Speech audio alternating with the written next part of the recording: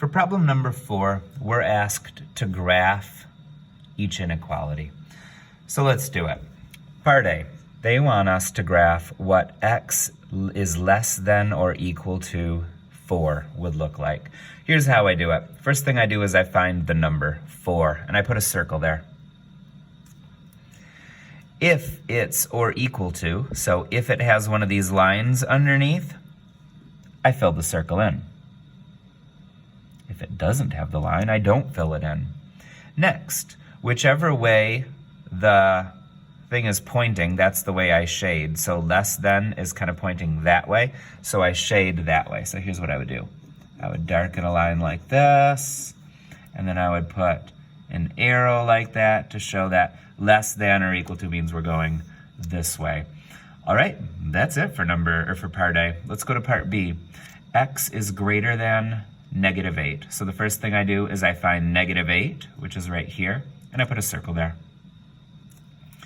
This one does not have an or equal to sign underneath, so I will not shade this in. This will just stay an open circle.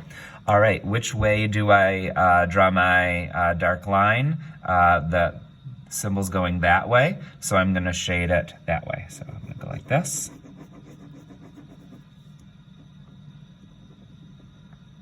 And that's part B.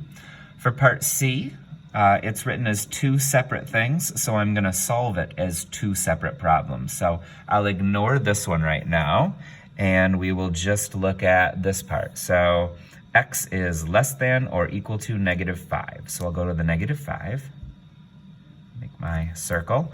This one has the or equal to here, so I do need to fill it in.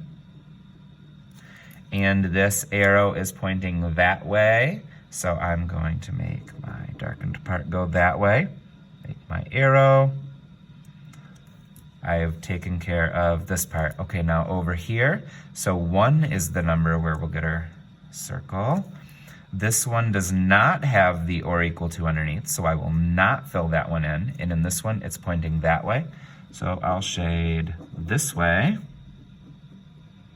And it's just that easy. Okay, for part D, it says that x is in between these 2 numbers. So we're gonna shade in between these 2 numbers. So let's start by making those circles. So we've got -2, which will not get shaded in, and 4. 4 has the or equal to, so the 4 will get shaded in. And we want all the x's that are in between those 2 numbers, so I will draw in between. That's part 4.